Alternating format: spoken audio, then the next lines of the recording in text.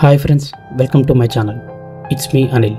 ఈ వీడియోలో మనం తెలుసుకోబోతున్న కొత్త విషయం, J002E3 భూమికి మరో చందమామ ఎప్పటికైనా ఢీకొట్టే ప్రమాదం. కొన్ని రకాల వార్తలపై మీడియాలో పెద్దగా చర్చ జరగదు, కానీ వాటిలో సీరియస్ మ్యాటర్ ఉంటుంది. అలాంటి వార్తల్లో సైంటిఫిక్ అంశాలు ఎక్కువగా ఉంటాయి. జనరల్గా మనం కాలుష్యం అనగానే భూమిపై ఉన్న కాలుష్యమే మనకు గుర్తొస్తుంది, కానీ అంతరిక్షంలోనూ కూడా కాలుష్యం ఉంది. అది కూడా మనం చేసినదే. అంతరిక్షంలోకి వెళ్ళే రాకెట్లు, శాటిలైట్లు, ఆర్బిటర్లు, వీటిలో చాలా వరకు వాటి కాలపరిమితి ముగిసిన తర్వాత కూడా అలాగే అంతరిక్షంలో తిరుగుతూ ఉన్నాయి. వీటిలో కొన్ని ముక్కలై శకలాలుగా తిరుగుతుంటే మరికొన్ని పాడవకుండానే తిరుగుతున్నాయి. ఓ కంట్రోల్ అంటూ లేకుండా తిరిగే వీటి వల్ల అంతర్జాతీయ అంతరిక్ష కేంద్రంతో పాటు ఇతర శాటిలైట్లోనూ హాని జరిగే ప్రమాదం ఉంది. అలాంటి వాటిల్లో ఒకటి J002E3.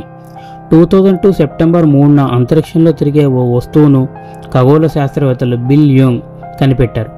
మొదట అది గ్రహశకలం అనుకున్నారు. తర్వాత అర్థమైంది అదో అపోలో 12 శాట్రాన్ V రాకెట్కి చెందిన మూడో దశలోని SIVB పార్ట్ అని.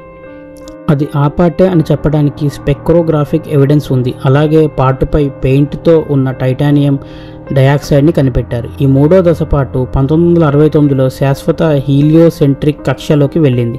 ఆ తర్వాత నుంచి భయపెట్టడం మొదలుపెట్టింది. ఎందుకంటే ఇది 1971 2003లో భూమికి అతి దగ్గరగా వచ్చి మళ్ళీ దూరంగా వెళ్ళింది.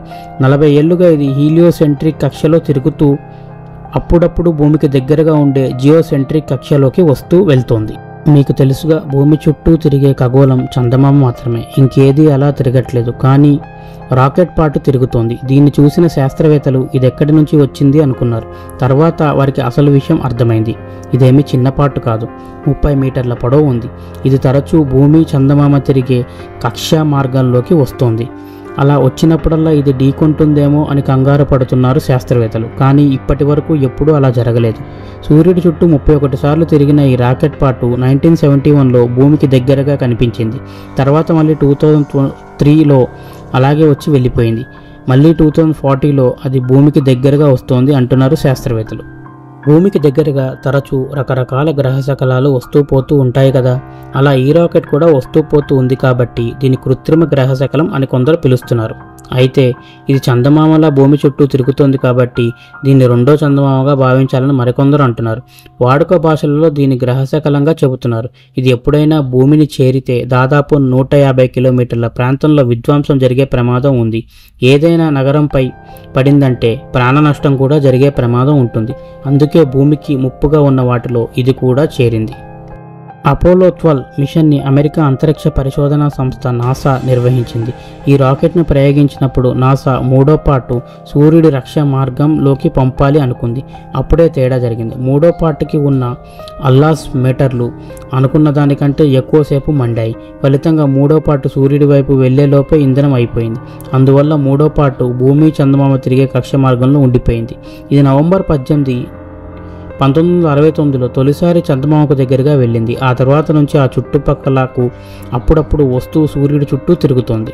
ఈ రాకెట్ పార్టు 14 టన్నుల బరువు ఉంది. అంటే ఓ లారీ కంటే పెద్దదే ఉంటుంది. 1979లో హిందూ మహాసముద్రంలో కూలిన స్కైలాబ్ బరువు 77 టన్నులు. అందులో 5వ వంతు బరువు ఉంటుంది. ఇలాంటివి అంతరిక్షంలో చాలా ఉన్నాయి. 10 టన్నుల బరువు ఉన్నవన్నీ ఏటా 10 దాకా భూ వాతావరణంలోకి వస్తున్నాయి. వాటిలో ఒకటైన ప్రతి 10 ఏళ్లకోసారి భూమిని ఢీకొంటోంది. 1966 నుంచి 1975 వరకు దాదాపు 10 దాకా రాకెట్ పార్టులు భూ వాతావరణంలోకి వచ్చాయి.